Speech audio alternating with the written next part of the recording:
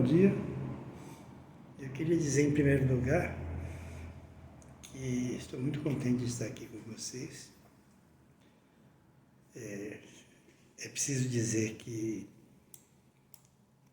da minha perspectiva de ensino de línguas, tem como foco o processo de enunciação em diferentes contextos, que deixa marcas no enunciado e torna o enunciado não estático acabado e, inclusive, passível de várias apropriações. Toda enunciação retoma enunciações passadas e remete a enunciações futuras, não em termos do dito em si, mas em termos do dizer, da maneira de dizer, procurando responder previamente a que quem está falando presume ser a resposta ativa dos seus interlocutores, né? E retomando justamente enunciações passadas, né? A experiência enunciativa do sujeito. Logo, nenhum enunciado é isolado, pois todos se ligam retrospectivamente a enunciações passadas e prospectivamente a enunciações futuras.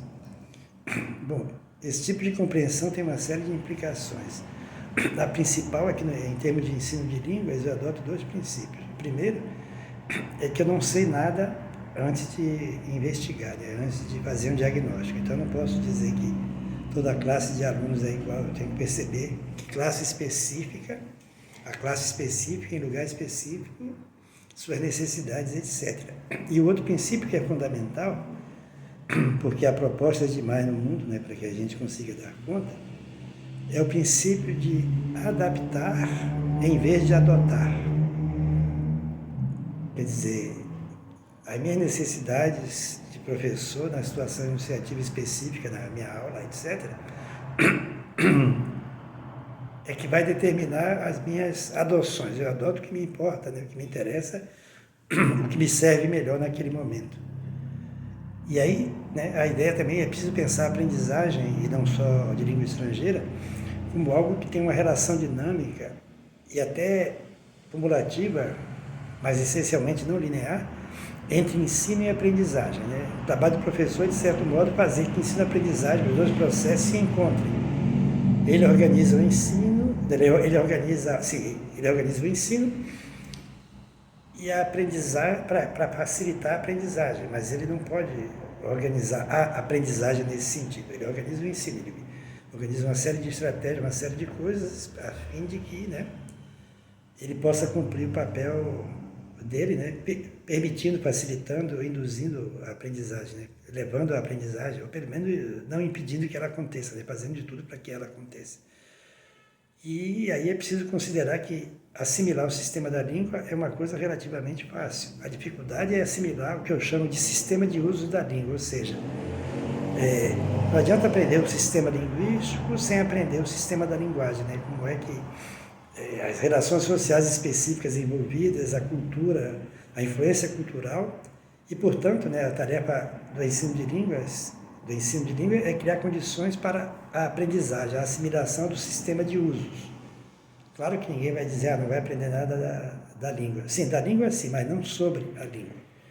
Né? E aí, a proposta minha principal é que eu preciso considerar, né, porque eu não sei tudo, eu só vou saber na hora, levar em conta o conhecimento linguístico prévio do aluno. Eu preciso saber o que o aluno sabe de língua, né? E mesmo que eu não saiba tudo, obviamente, eu não vou conseguir saber tudo de todos os alunos, mas eu tenho que seguir o princípio de aproveitar o que ele sabe, partir do que ele sabe para levá-lo a chegar ao que ele não sabe, né? Ou seja, eu tenho que ensinar a língua, mas não a respeito da língua.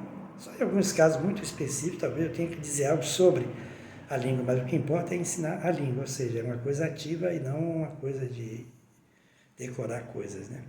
E aí tem que considerar o seguinte, eu tenho que propiciar uma prática de compreensão ativa e de produção verbal ativa, o mais próximo possível, né, das situações em que a língua ocorre, né?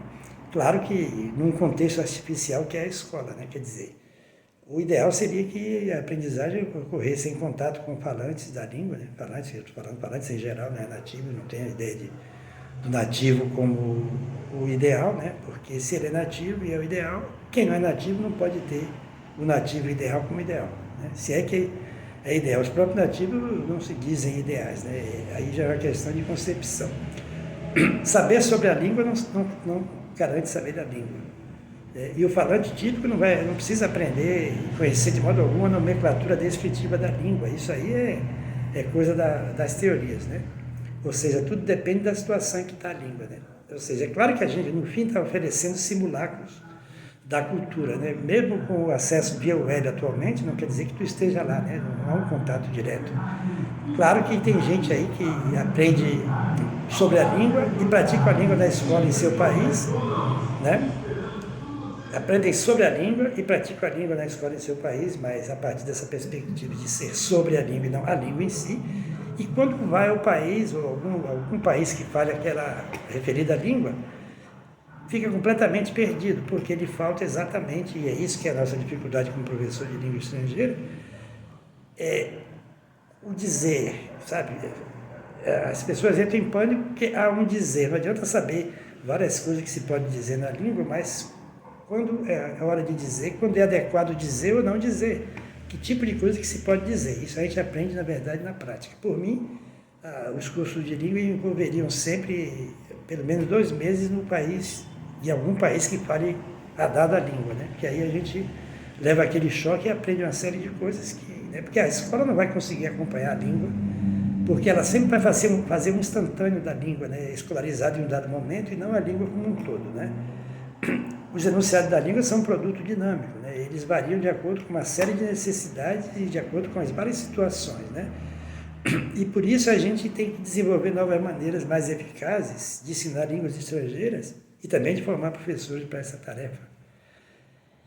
E claro que isso também vai implicar uma série de necessidades de pesquisa nesse campo, né? A gente precisa pesquisar a partir dessa perspectiva, na minha proposta, claro. A base dessas novas maneiras, né, que eu proponho é a ideia de que teoria e prática devem caminhar juntas, de que o saber acadêmico deve ter incidência positiva sobre a sociedade, partindo dela, inclusive, né? No campo do ensino, mas também da formação da identidade e da promoção da cidadania mediante o acesso a línguas estrangeiras. Porque é preciso entender, né, que o acesso a línguas estrangeiras também ajuda a formar a identidade, né? E aí a gente tem que pensar em uma série de autores que pensaram sobre isso, não estou pegando todos, mas os que me interessam mais diretamente, como o Camaraveddi-Velo, a Gramsci, o Bohm, Leffer, Canagarajá, Brown e Rogers, Brown, e o outro livro dele também, e só Brown e Bohm, né? Quer dizer, eu me baseei também em mim, né? Em coisas que eu fiz, escrevi, etc.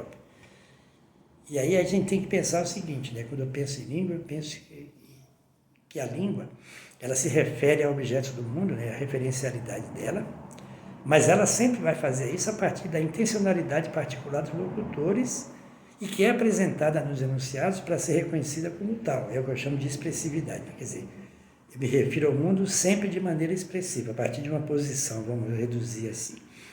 Mas só que aí eu estou me dirigindo sempre a interlocutores específicos. Endereçabilidade, né? É o terceiro aspecto. Referencialidade, expressividade e endereçabilidade. O meu modo de dizer vai alterar o que eu digo a depender da minha intencionalidade, da posição que eu ocupo, né, de onde eu estou, e da minha posição relativa a esses meus interlocutores. Eu tenho um projeto lá, eu quero conseguir algo dizendo a alguém alguma coisa de uma dada maneira, mas para eu realizar isso eu preciso lançar mão não só do sistema da língua, mas também com as necessidades enunciativas no aqui e agora da enunciação. Ou seja, os atos enunciativos usam a materialidade do sistema da língua para realizar atos, e não realizar atos só linguísticos restritos, né, mas atos de enunciação, né? E, portanto, na aprendizagem de qualquer língua, estrangeira ou não, a gente está sempre apropriando a significação que vem da língua para produzir um tema, né? Que aí vai revelar esse ponto de vista e o interlocutor ao qual eu estou me dirigindo, né? Digamos, né, para pensar a partir do Bakhtin, digamos que a gente tem que trabalhar o tempo todo com forças centrípetas e centrífugas, né? Quer dizer, com as coisas que levam à estabilidade e as coisas que levam não à instabilidade, mas à irrepetibilidade. É preciso trabalhar assim. E para trabalhar assim, a gente tem que ver que língua é sempre cristalização e oscilação, permanência e variabilidade, sistematicidade e historicidade. Uma concepção dinâmica de linguagem, portanto, né? E aí a gente tem que pensar o seguinte, né? Se a gente pensar no pós-método do Maravadi Velho, esse pós-método, na verdade, eu traduzi agora há pouco como adaptar e não adotar, né? Esse pós-método simplesmente não está preso aos métodos, mas que é uma espécie de teoria da prática, né? Então, a gente, claro, nós temos 3 tendências de ensino de língua de modo geral, pelo menos o que a gente possa identificar agora. Uma pedagogia que está centrada na linguagem, né? Que aí é só a psicologia comportamentalista e a linguística estrutural, ainda existe. A pedagogia centrada no aprendiz, né? Que já é de cunho sociolinguístico, né? Já é diferente, mas é a língua como expressão e veículo de comunicação, e a pedagogia centrada na aprendizagem, né? E aí nós temos o seguinte: eu não posso pensar o desenvolvimento da língua como algo incidental, não intencional, né? Porque, na verdade, a gente aprende tendo contato com a língua. Mas mesmo esse aspecto incidental da aprendizagem, né, de uma língua estrangeira requer atenção consciente. Atenção consciente não significa decorar a regra, mas ter consciência dos usos da língua, né? O desenvolvimento da língua tem como foco o sentido, né? Estou falando do que elas propõem. Isso é um avanço com respeito à visão estática anterior, mas ainda deixa de lado vários fatores, né? Quer dizer, de um lado lá, a incidentalidade não é verdade. Na verdade, a gente faz hipóteses sobre as línguas, né? E daí a gente precisa ter um certo controle consciente, portanto, há algo de consciência necessário na coisa. Quando eu falo que o desenvolvimento é o sentido, eu já melhorei, saí da estrutura e passei para a formação do sentido. Mas isso tem um problema, né? Que algumas dessas teorias encaixadas nessas 3 propostas aí, elas acentuam em demasia a compreensão e esquecem a produção, né? E a implicação pior, que é justamente contra a qual nós estamos, é a ideia do desenvolvimento da língua como algo cíclico e paralelo e não sequencial e aditivo, né? Quer dizer, cíclico e paralelo, quer dizer, há uma coisa lá que sempre acontece com todo mundo de qualquer maneira e segue paralelamente, né? Algumas outras coisas. Mas a gente está propondo que, na verdade, é sequencial e aditivo. Há uma sequência, né, que pode variar de pessoa para pessoa, mas tem uma certa unicidade ali. E essa sequência envolve um acréscimo de saberes, né?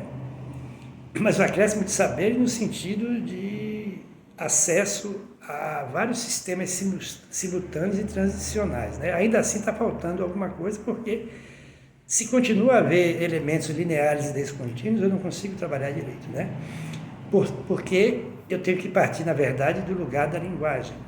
O conhecimento dos recursos linguísticos envolve a capacidade de compreender e se fazer compreender uma língua, né? E esse é o objeto do ensino de línguas, né? A base disso é que toda língua, né, na verdade, uma hipótese, né? Na verdade, a língua em si, a língua em uso, é uma série de variantes, né? Uma série de variáveis, uma série de mudanças, né? Que se juntam todas e num dado momento a gente faz um instantâneo e fala, tá vendo, essa é a língua. Mas na verdade não é. E, portanto, o ensino e a aprendizagem tem que ser contextualizado e amplo, tem que abarcar os contextos, né, em que ocorre a aprendizagem e o ensino e oferecer aos alunos saberes sobre variedades que vão atender às suas necessidades enunciativas, né? Ou seja, tem que partir dos saberes que cada sujeito tem da língua, né? Porque aí a gente explora isso para desenvolver o ensino e promover a melhor aprendizagem. Ou seja, eu tenho que considerar a particularidade, ou seja, professores específicos ensinam alunos específicos, né? Eu tenho que pensar também na praticalidade, ou seja, eu não vou separar a teoria da prática, mas não vou privilegiar nenhuma, mas não vou privilegiar nenhuma, mas vou tentar integrar as duas e partir da prática, nesse sentido, partir da realidade. Eu não posso propor uma teoria da prática abstrata, mas nem só concreta, quer dizer, eu considero só aquele contexto específico e esqueço das coisas que são constantes, que permanecem, eu não posso. É preciso ter componentes teóricos, mas não pode ser só teórica, e é preciso ter elementos práticos, mas não ser só prática, né? Então, o sentido da prática, né? O sentido da particularidade, o sentido da prática, e também a questão, o terceiro princípio que eu acho fundamental, é o da possibilidade. Ou seja, é preciso que o ensino de língua vá além da sala de aula. dos aspectos funcionais da língua e até dos aspectos interacionais restritos. É preciso incorporar o que, né, o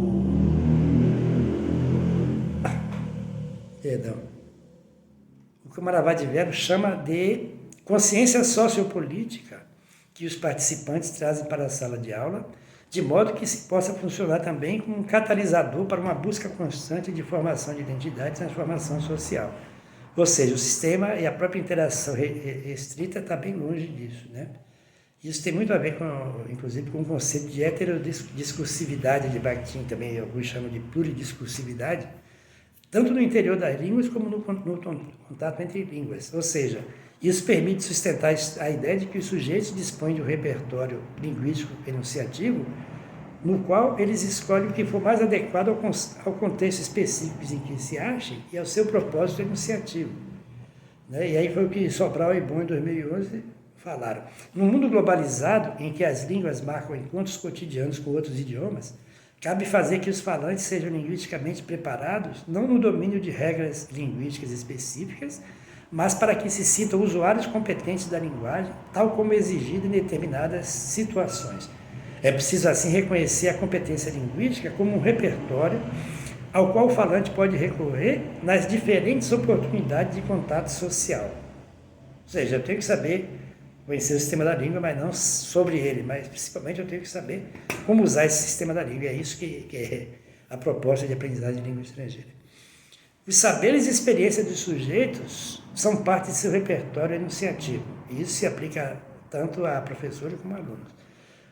Os idiomas são sistemas complexos, né, como a gente já viu, a questão do relativamente estável da língua.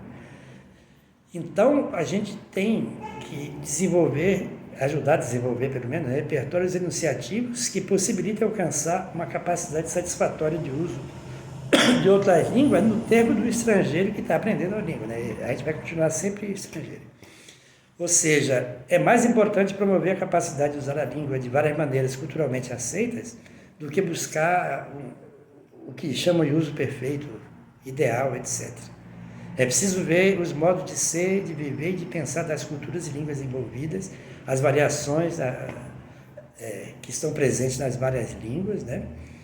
É mais importante, então, promover um esforço de transposição cultural, fazer que os alunos se exponham ao ambiente cultural da língua estudada, né, das várias maneiras possíveis, fazê-los ver os modos de ser, de viver e de pensar das culturas e línguas envolvidas, como eu disse, e aí a gente tem que pensar a variedade no interior de cada língua, de país para país, os contatos entre línguas, né? Quer dizer, ou seja, se eu estou num lugar de fronteira, o contato entre línguas é diferente de quando eu estou num lugar não de fronteira ou bem longe de qualquer fronteira. A gente tem que deixar de lado a pretensa pureza linguística estrita do sistema, né? Porque por mais que se fale, ainda continua a vigir, e vai trabalhar, né, com a ideia de situações interativas de enunciação, que tem uma grande diversidade e riqueza. Elas revelam elementos constantes, elementos não constantes, elementos pluridialetais, plurivarietais, plurilinguais, uma série de coisas assim, né? E aí a gente tem que pensar o seguinte: nenhuma teoria da prática pode ser útil e utilizável se não for gerada a partir da prática. Ou seja, não se pode propor apenas teoricamente, de maneira abstrata, uma teoria da prática, porque teorias que não consideram a especificidade das práticas sobre as quais teorizam não servem às práticas e até teoricamente são insuficientes. Ou seja, eu estou propondo, né, com todos esses autores e tal, mas também bastante com Bakhtin, uma ideia, né, de uma concepção prático-teórica, né? Quer dizer, eu não vou desprezar a teoria, mas eu vou partir do centro do ato, do centro da interação, do centro daquilo que acontece, né, no uso das línguas, para então fazer, né? E uma teoria ou seja, uma teoria que não considere as práticas não vai levar a nada, e uma prática que não considere a teoria também não vai levar a nada. Por isso, eu repito, né, aquele princípio de adaptar e não adotar. Adotar é se comprometer de uma maneira que pode perturbar bastante coisa, mas adaptar, não, né?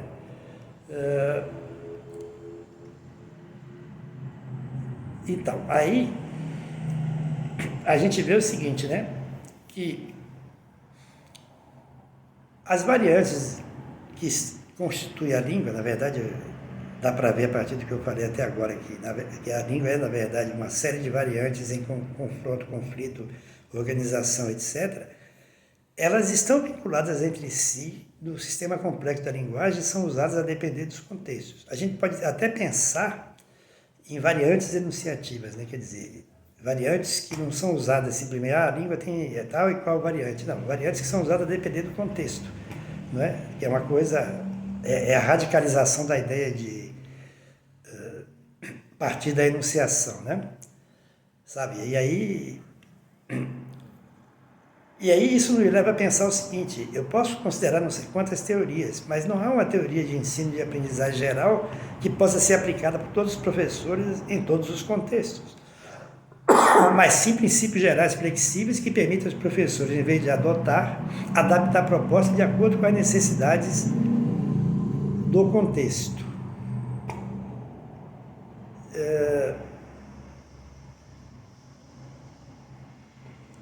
Portanto, nós estamos recusando uma psicologia comportamentalista e uma linguística estrutural estrita, cujo foco são só os componentes da língua, considerados em imanência, e recusando também um ensino fundado no conhecimento de padrões da língua, sem consideração dos usos.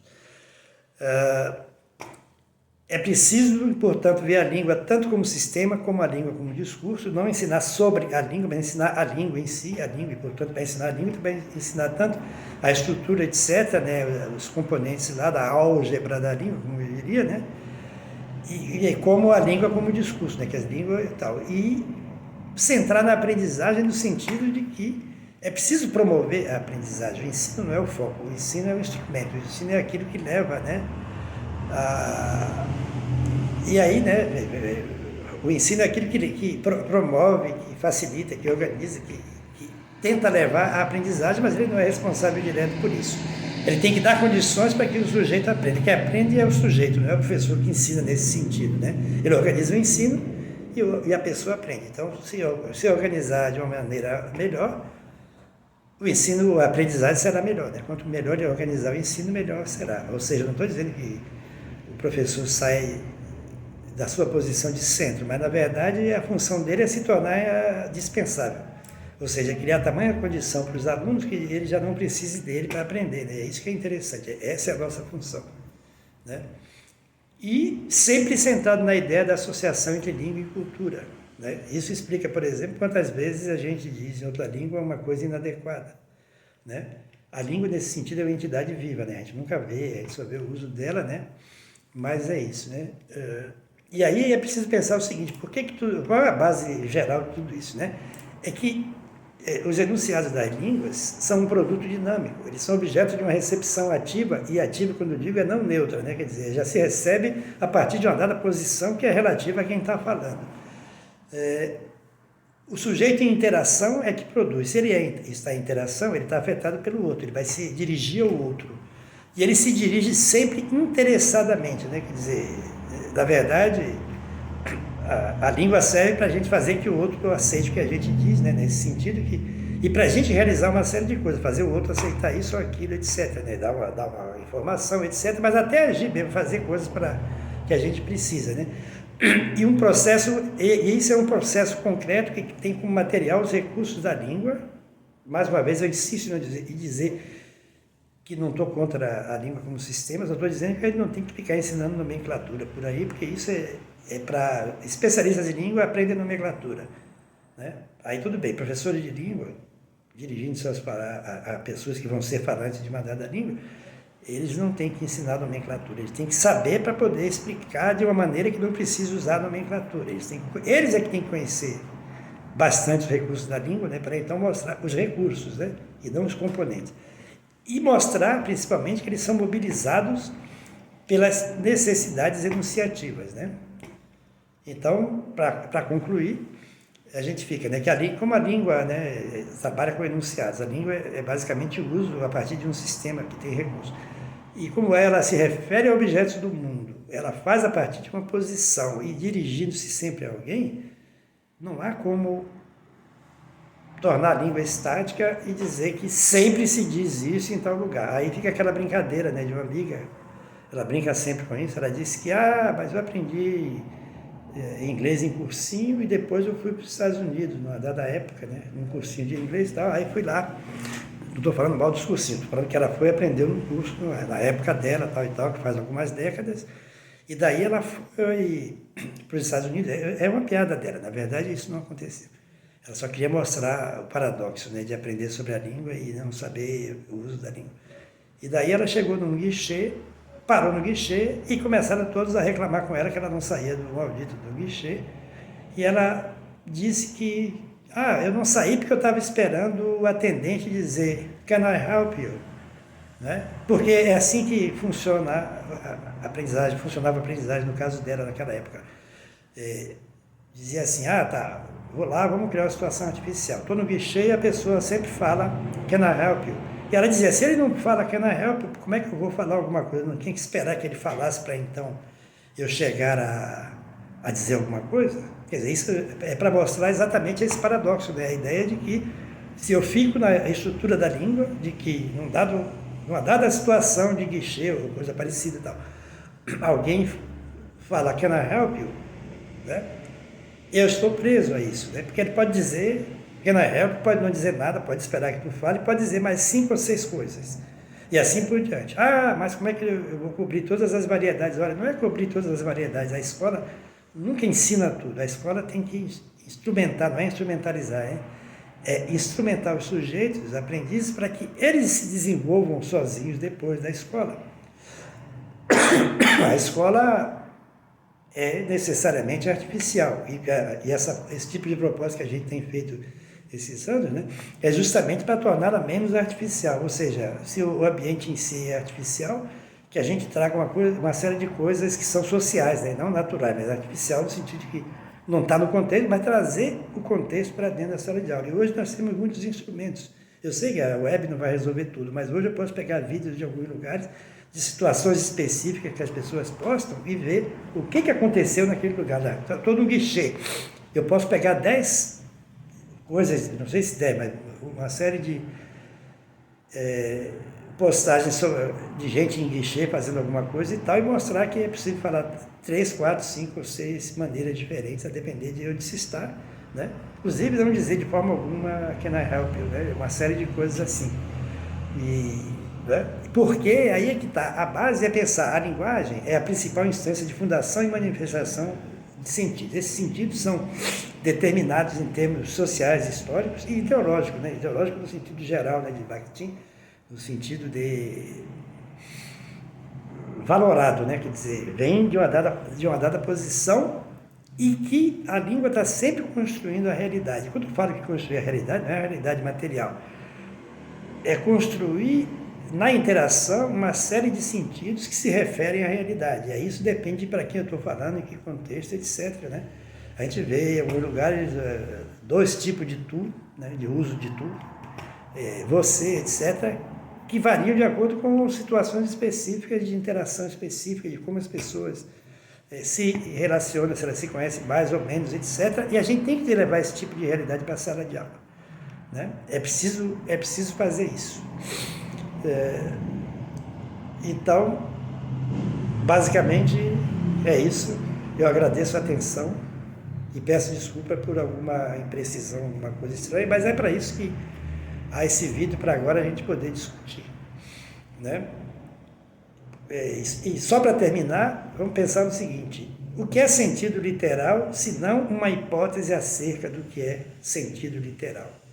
Se a gente pensar nisso, a gente vai ver que sinônimo, na verdade, não existe, e que uma série de outras coisas que existem num sistema da língua estático não existem na realidade, porque tudo depende de uma série de contextos, da situação específica, da realidade material interpretada já a partir de uma dada posição com relação a certas pessoas. Não é que a gente seja mentiroso, mas a cada vez que a gente vai falar, depender de para quem, a gente vai dizer a mesma coisa de modo diferente. E dizer a mesma coisa de modo diferente não é mais dizer a mesma coisa.